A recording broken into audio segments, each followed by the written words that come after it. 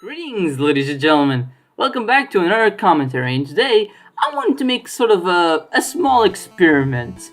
As you can see by the title of this video, we're doing a sort of NES Extravaganza, where we're not doing not one, not two, not three, not four, 10. We're doing 10 games in one, but all of these are very arcade-like in nature. Either they have an ending or that the games even there they have an ending that the games are that is very like you get to that ending very quickly. Like Donkey Kong's in the NES version it's just 3 stages and then you're done. So we're only doing it up until then. Or in the case of like Ice Climber or Excite Bike, there's a lot of courses, but they all look very similar. So in many of the games shown here, it's simply a showcase.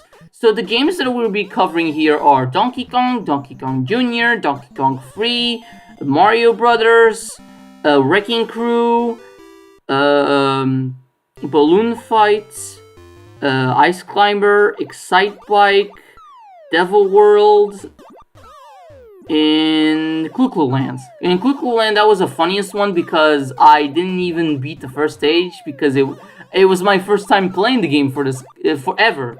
Not even for this commentary. It's like it was the first time I ever played Clu Land, and I didn't understand what I was trying to do until right before I died. Ah shit, that caught me.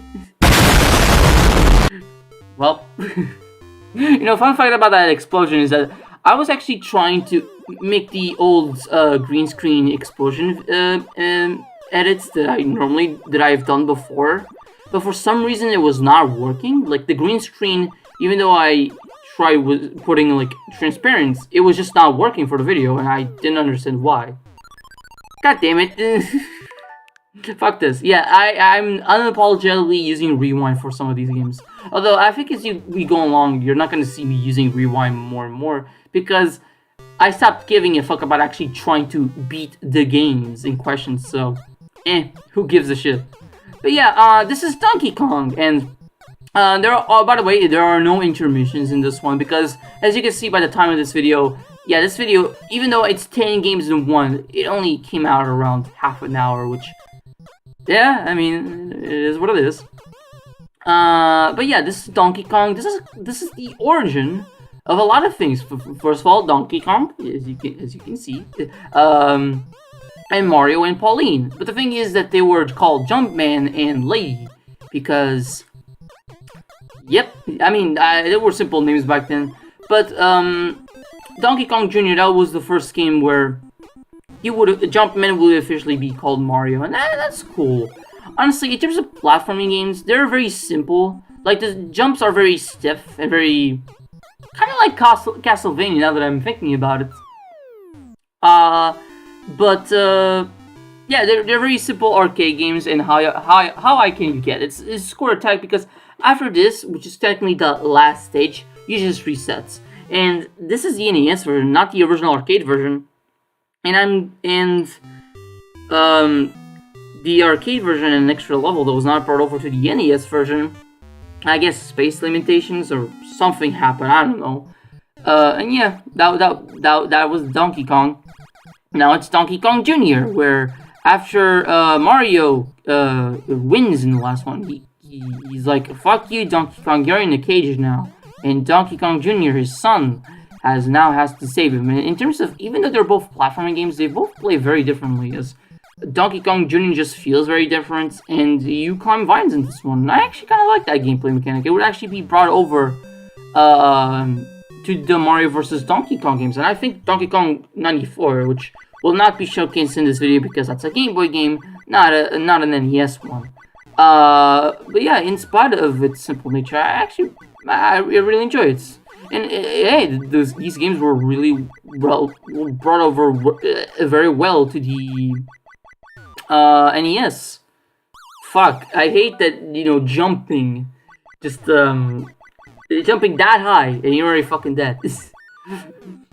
But these games were brought over very well to the NES, and yeah, because I believe that the origin of the NES is that, oh come on, that wasn't even like 3 feet. Hey, my sentiments exactly, Johnny. But but the story about the NES and the Famicom, which is the Japanese version of the NES, was basically that they were trying to they used basically the same kind of technology they used for the Donkey Kong arcade boards, which were very successful. And basically, Donkey Kong was what brought Nintendo over to American markets, what made them popular in North America, and yeah, and they used very cheap technology for the Famicom, so they could sell it at a pretty cheap price, reasonably cheap. I think the Famicom was sold as at launch at like $150. I'm trying to convert like Japanese currency to American or European one. Here in Europe, always got the short end of the stick because while the NES came out in Europe around 1986, if I remember correctly, a lot of games didn't really come over right away or took years to come. And yeah, I mean, the biggest example of that is the fact that a lot of Final Fantasy games we didn't get Final Fantasy until like 7 in terms of mainline. Mystic Quest was like the only Final Fantasy game that was actually in Europe, at least when it comes to home consoles. I'm not sure about the Game Boy Final Fantasy games, which weren't even Final Fantasy games as far as I'm aware. They were something else, but they were translated.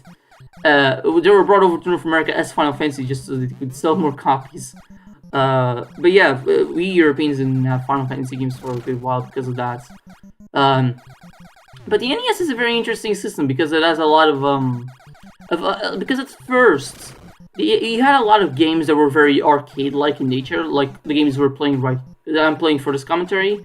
But then later, games got bigger, more expensive, and they actually had endings and stuff like that. There was kind of like this transition from the arcade philosophy where games would loop to a philosophy where games had an ending, but they would still loop. To games just had an ending and they would only loop if you want to. Or they wouldn't even loop at all, as we got away from that arcade mentality. I mean, the NES controller, well, I think it's a prime example of that because you have two buttons, A and B, and then you have select and start. And select and start, well, originally the select button was, did its job, was selecting the mode you want to play. You didn't use the D-pad to select, on the main menu. You would use the select button to choose between one-player mode or two-player modes. And then you'd press start to start the game. But over time, that select button just kind of became something else. Either it was used in games to bring up something else as like a companion to the start button, which makes sense. I mean, the select button was always put right alongside the start button, or the select button was not used entirely. So, I mean, an example I know is like something like Super Metroid, where the start button would bring up your map, and I think the select button would like bring up the stats on Samus's armor, if I remember correctly. But eventually, like, the select button just lost its purpose, and nowadays, I mean, Nintendo, like on the Wii U, they did say that the minus and plus buttons was select and start, just like how on the Wii it was select and start. But on the Switch, I'm not sure if the Pro Controller says they're select and start, but on the Joy-Cons, they're just minus and plus completely, which is interesting because before on the Wii, the reason why they were the minus and plus was to kind of mimic the volume buttons in like a TV remote, because a Wii remote was similar to a TV remote. But on the Switch, they don't really have that purpose anymore, so I don't know why they still kept it, but I guess legacy, I don't know.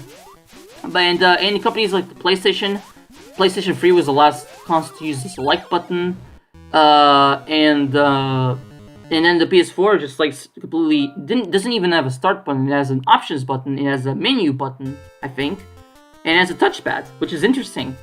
But yeah, that was Donkey Kong 3, which is very different from the other Donkey Kong games in that it doesn't have Mario. He plays Stanley the Bugman, and you shoot up Donkey Kong's ass to prevent him from using insects to kill your plants.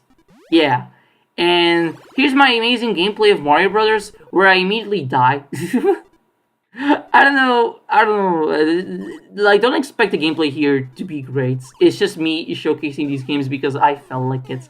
And in regards to commentaries, yeah, I know it has been a while since the last commentary. It was like I only had one in May, and now I knew I wanted to make a commentary in June, absolutely, but like it's very late in June. It's close to the end of the month, and it's mainly because of the fees. I've talked about it before in the May commentary, so. I mean, there's no reason for me to apologize, but I still feel like apologizing anyway, just to kind of explain myself. But in July, while I am going on vacation at the end of the month, at the end of that month, I do want to make a few more commentaries, like one or two, before I go on vacation. Then maybe in August we'll have some others. I don't know. There's like with the capture card that I've gotten. I've had plenty more ideas in what games I want to play. It's just a matter of, okay, I gotta do it, and I gotta find the right time. Because something that happened recently, I'm not sure if I discussed it in the other commentaries, that my SSD died. And the SSD was the place where I would store a lot of the files. And while, I didn't lose any files for any future commentaries, I only lost the files for commentaries I already made and was just keeping for legacy's sake. Yeah, I still lost that, and for these commentaries going forward, I kind of have to delete the data for them right after I'm done. And what if for example, what if a video file for a commentary, what if a recording gets too big and I can't really store it on my PC because I don't have that much space left on my PC? Well, then that means I can't really do it, So I gotta keep it somewhat light. It's not completely light, but I gotta keep it somewhat light, So I'm not sure. I'll have to see going forward. But yeah, but basically this is just to inform you guys that going forward I do want to make more commentary, especially going into July, either one or two. And I hope I can be a bit more consistent going forward. But yeah. That was Mario Brothers. I died very easily. We're going to Wrecking Crew, and for some reason the game put me on the second stage instead of the first one, but whatever. I still show you guys what the game is. So Wrecking Crew, from what I find interesting, is that it kind of feels like a puzzle game in its own right, because you can't jump in this one. So, both A and B buttons do the same thing, which is, wreck buildings, and your objective in each stage is to try and break all the blocks. Thing is that you may actually find yourself in a situation where you can't really go up to a specific building, and you can't even go up to a building and fall down to it, because that's the puzzle element. You go up and then you fall down and it's at the right direction, so you can go to the places you need, like what I'm doing right here. I was a bit of a dumbass. I didn't realize that I need to break that one multiple times, but yeah, some of these blocks you need to break multiple times. The thing that I realized with this game is that you may get in a situation where you can't really do that anymore, and you may have to die by the enemies to be able to actually restart it again. You do start with like 5 lives, so that's not bad, and there are like, 32 stages in this game? I didn't feel like going for all of them, because that's the thing. So, maybe I could do a Wrecking Crew commentary where I go for all of them, but what would I really say besides what I'm saying right now? I don't want to potentially just start talking about random shit. Which, I mean, that's bound for the course. That's bound for the course. What? That's what normally happens with commentaries in the first place. Which, I mean, I don't mind, but I just kind of failed to see why I would do any of these games separately. Either they're too short, or I don't have much to say. So that's why I decided to do this little experiment to try and do something a bit different, and also just to bring a lot of games at once. So yeah, it's an NES Extravaganza, and I've actually considered that maybe sometime in the future I could do one for the NES Sports, because I decided not to do the sports titles in this one, because I was like, hey, maybe I could do one separate for all of them, showcasing stuff like tennis, soccer, baseball, ice hockey, volleyball, stuff like that.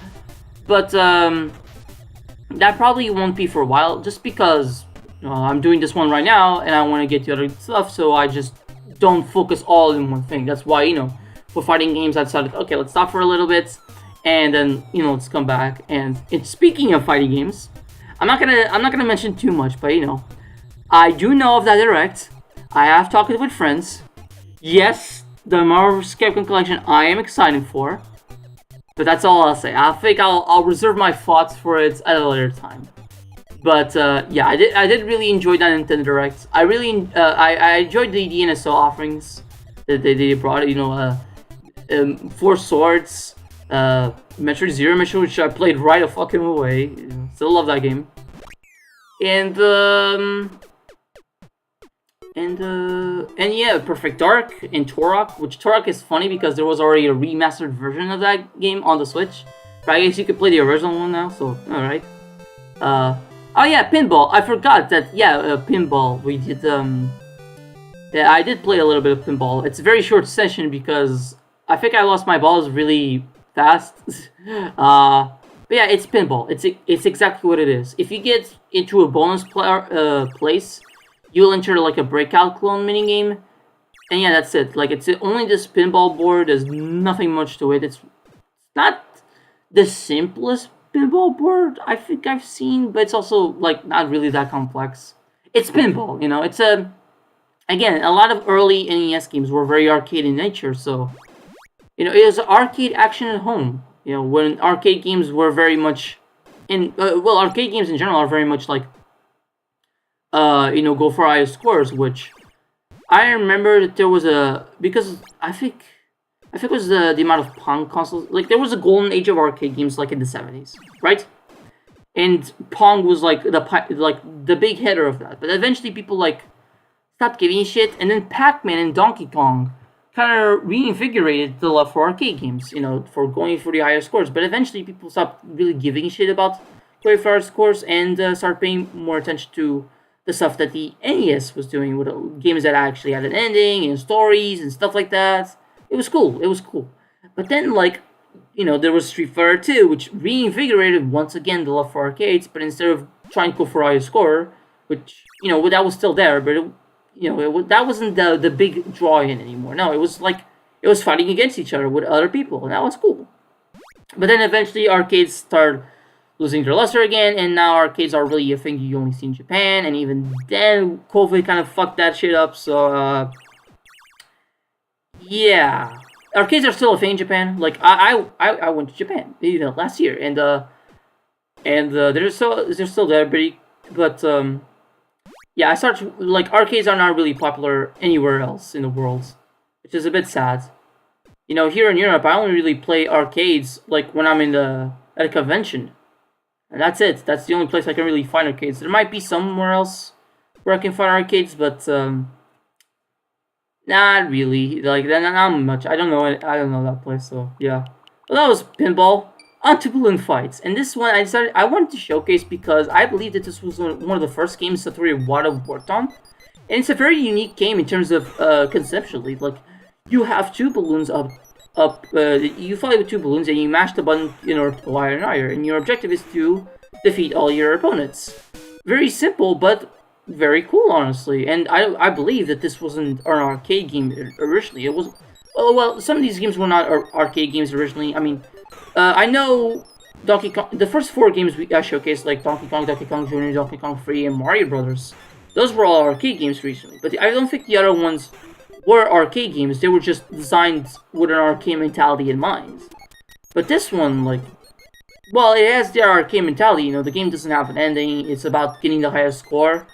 It is very unique, and I really appreciate it, I think this game also, I'm not sure if it was this game or later, but it also has those balloon trip minigames where you pretty much go through a non-scrolling level while trying to avoid obstacles. And I think that became the basis to this game's kind of sequel called Balloon Kid on the Game Boy, which I have played, and it's pretty cool. It's pretty cool, I'd say. Not the greatest game, but I remember enjoying it. But yeah, Balloon Fight was one of the first games that Satoru Iwata worked on, and it technically hasn't gotten many new games since, besides Balloon Kids. It has gotten recognition by Nintendo. I mean, I got a mini-game attraction in Nintendo Land, and I think that's cool. I think that was cool. I've never played Nintendo Land, but, I've heard good things about it. Oh, mini-game! And then you get, balloons come out, and your objective is to pop all the balloons. I got close.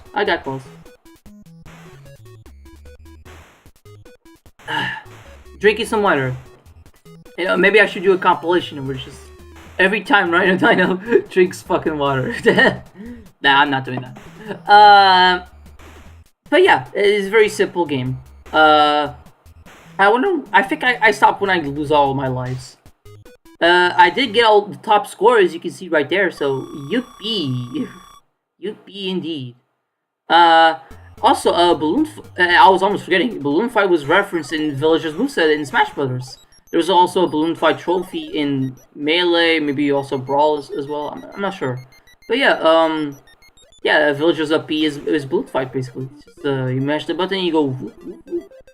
Which is pretty neat, Did you know that in the original Animal Crossing for the GameCube, you could, like, unlock NES games? And they were even summoned to not put in the final game, but you can access these cheat codes like Super Mario Brothers and The Legend of Zelda. That was neat. Yeah, I remember unlocking them when I was playing. Maybe I should have used that list as a basis, but I was like, nah. Because here's the thing, maybe there was like 1 or 2 NES games that I didn't miss or something. Like there were a couple that I considered for this one, but I think I'll leave for a later time. For example, like I already did Super Mario Bros., but like Legend of Zelda, I was not gonna do that. I think if I ever do Legend of Zelda, it would be a full game. But I also I'm not planning on doing it like a Zelda game as a commentary anytime soon because Zelda games aren't naturally very big, and I'm not sure if I would choose you know, the original, you know, or something like that, you know. Oh, I died. And that was Balloon Fight. Next. I think next up is... Oh, Balloon Trip is his own mode. Like, oops. Maybe I could have showcased that. Okay, yeah, Ice Climber. I'm not a big fan of this game because it controls like ass. And it controls so ass that I was not even able to get to the bonus stages for some fucking reason. I mean, for some reason, I know the reason is because I suck. But yeah, this game is pretty much you jump, you break, and yeah, A button to jump, B button to use your hammer, which works against enemies. By jumping, you break the blocks, and your objective is pretty much get to the top. The thing is, this game controls like ass, so yeah, the jumps feel super weird. Like sometimes you like clip for the object, even though you swore that you were gonna land on the object, on like the platform, and it just doesn't feel very satisfying to play. Besides that, it's like 32 unique courses of mountains, and you always end up with bonus stages, which your objective is to collect all the fruit. Or do what I did and just fall off the fucking cliff. This is what I mean when I say the game controls like ass, you know? Because, like, I was trying to jump there, but I guess it was too slippery, and I fell off. I mean, it was ice physics, but, you know, that's still not that great to see, you know? But yeah, the only reason why I decided to put this game here is, well, first of all, I could say that I did play it as a commentary. And also, I mean, this was the origin of the Ice Climbers, Popo and Nana. Popo being the blue one, Nana being the big one. That it would eventually become playable characters in Smash Brothers. And I think the only reason why they became playable characters is because they were like they wanted to pick like a retro character, and out of the many candidates they decided to go with Ice Climbers because they couldn't do. They were like, oh, what if we do like a 2-in-1 kind of fighter, which was not how the original game was. Like, this game has a multiplayer mode, but I think it's like Super Mario Bros. Where you alternate between the players. So, like, yeah. So that idea was like something completely unique. But I guess Sakurai was like, Sakurai and the team were like, hey, how about we make them, you know, actually interesting? And, you know, they became kind of interesting. They made a moveset out of very little stuff, you know, which is very impressive. You know. But yeah, that's pretty much why I'm showcasing this game and why people even care about this game at all. I've seen people suggest in the past that they could make this like a small eShop game, but I don't think Nintendo even cares about it, gotta be honest. I mean, I think a platforming game about climbing a giant mountain with obstacles and stuff could be very unique, could be very interesting. But it's clear that Nintendo has other priorities, and Ice Climber is just simply a game from the past. You know, I do wonder how this game's development was. Like, what was the idea behind making, like, an Eskimo character, like, climb a giant mountain? I wonder. Or are Popo and Nana even Eskimos? I mean, they look like it. I don't know. the questions I ask. Bonus stage. Oh, now it's cabbages instead. I remember in this one, I tried to get to the top, but for some reason the platforms were not cooperating with me. But yeah, like, this game has a soundtrack, and this is probably the most memorable theme. And yeah, that's it for Ice Climber. Fuck this. Cuckoo Land it is. The game that I liked. But Cuckoo Land is also another very interesting game because... Okay, so from what I understand, how this game works is that you're trying to collect coins. You pass by coins, you know? You hold down the A button, or I believe one of the directions on the D-pad to keep circling, and you let it go for him to continue forward. You press the A or B buttons to shoot projectiles so you can defeat enemies. Your objective here is, basically you want to get all the coins, but all the coins are secrets, right? Oh, hi Spring! It just appeared on notifications. And your objective is not fall into that hole, which I learned the hard way.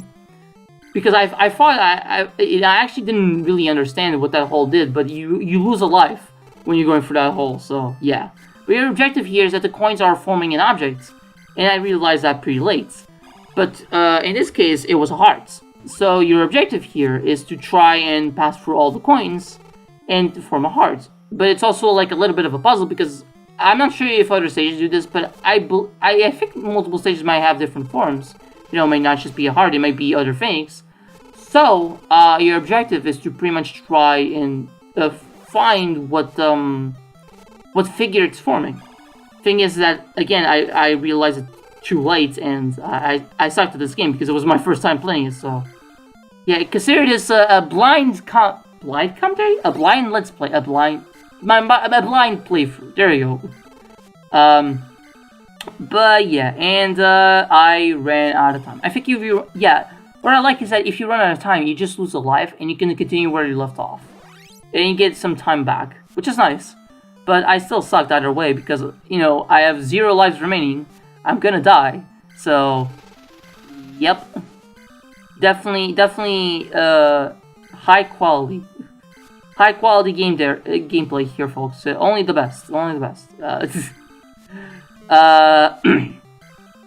yeah, Cool Land, I find this game to be interesting. Maybe I'll play more of it in the future. Maybe I won't suck as much anymore.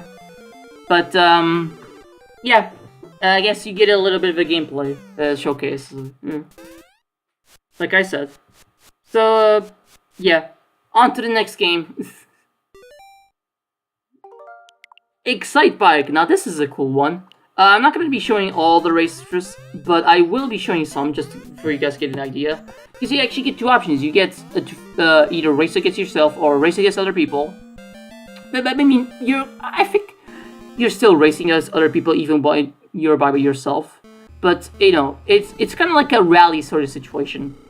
It's more about time and less about actually being the others to the end. Because as you can see, on the bottom left, you can see the time for the 3rd place. And if you can beat that, you get to the top 3. And yeah, this game is very simple. Like, you hold the A button to accelerate, I think B button to brake. If you end up tripping yourself, you mash both buttons, or at least one of the buttons, to get yourself back on stages, on the track as soon as possible. It's pretty much 2 laps, and basically, you use up and down to switch between lanes. And when you're going up to the sills, you can press back and then forward to properly land, so you don't trip yourself. And that's pretty much the gameplay of the game. It's very simple, but I like it. You know, it's very interesting racing game, I'd say. But what I also really like about this is that there's a design thing. You can actually create your own levels. I'm not sure if I think maybe you can save them. I'm not sure. But you can, like, design your own courses and then you let your friends play them. And that's pretty cool, you know. Like, this is probably one of the earliest racing games that has a level editor. And that's really cool. Like, you don't see many racing games nowadays having level editors, I'd say. Because normally, like, they'll stick a lot out of the dev team to do. I mean, as far as I'm aware, no Mario Kart has had a level editor. F-Zero has had 2 level editors, but In both cases, they were exclusive to Japan. It was like in F-Zero X expansion kit, which was for Nintendo 64 DD, which, was exclusive to Japan, and then F-Zero Climax, which was the last F-Zero game for a long time on the Game Boy Advance, and it was exclusive to Japan. And it also sold very poorly, which that was very unfortunate. But it's also, from what I understand, Climax, the reason why it sold poorly is that it didn't do that much differently from GP Legend, which was the game that came before it. So a lot of people wrote it off, which is a shame. But what are you gonna do? It's been over 20 years. It's been 20 years. Climax came out 20 years ago. Yeah, holy shit. But yeah, Excite Bike doesn't have much music. It's very simple on the presentation side, but it's a very, very interesting game. Something that I learned recently is that as preparations for Nintendo to release the NES in North America, because Nintendo had to do a lot of preparations because of the video game crash that happened in 1983 for North America, which I have to specify, it only happened for North America. Japan and Europe were completely fine. Like, Japan was thriving in the video game markets, and Europe was very much busy with game computers, like the ZX Spectrum. So this video game crash only happened in North America. But what happened is Nintendo had to do a lot of preparations. Like, for example, the NES's design is very different compared to the Famicom, where it made it look like it's a VCR, like a video cassette reader, instead of like an actual game console, to not draw comparisons to Atari, because Atari was like responsible for this video game crash for basically lack of control, shitty games and stuff like that. So that's why Nintendo also had that seal of approval and stuff like that, which some people may argue has lost its meaning. But I mean, I don't even see that seal of approval anymore. It's kind of like phased out over time. And another thing that they did to prepare is that they made arcade machines of a lot of their NES titles with the Versus arcade games. It was like Versus Excite Bike, Versus Super Mario Bros., just like a test. So that it also kind of tricked people to say that, oh my god, the NES is like perfect arcade ports, even though what those arcade machines were NES games being put on an arcade machine, which is very funny. But for North Americans, they wouldn't know that, That's cool. And the last game I'm showing off is a game that was actually exclusive to Japan and Europe because it has Christian references that Nintendo of America did not want. So it's called Devil World. It's kind of like a Pac-Man clone, but what you do is that you basically go around the maze. The maze is constantly shifting directions because of the devil on top. You may know this devil character from Smash Brothers. He's in the assist trophy. It comes from this game. It was basically what you do is you have 3 stages in each round. You have a stage where you pick up the cross to pick up the dots on screen, kind of like Pac-Man, but you do need that cross to pick them up. And then you have the second stage where you get these Bibles and you put them in the hole so you could the square to complete it. And so that's something. Also, cross religion. I'm in. And then the first stage is like a bonus rounds, where you get like the 6 Bibles that are on the screen before time runs out. And time runs out, you just move on to the next round. And that's it. It's a very simple arcade-like game, but it's a very cool one. And I think it was designed by Shigeru Miyamoto himself, so that's pretty cool. Yeah. What if we had like this little dragon fella? What if he was a playable character in Smash? That would have been kind of cool. Because it's a game. Oh my gosh, a game with religious references. Yeah, because there's the cross, there's the devil, but the main protagonist is this little dragon fellow. It's that's so cute. Oh, he's with the power of Christ in me, I shall stop you, devil. You could totally have a voice similar to Kirby, absolutely. But yeah, I ran out of time, and with that, it's the end of our NES Extravaganza. I hope you guys enjoyed this commentary, and see you all next time. Toodles!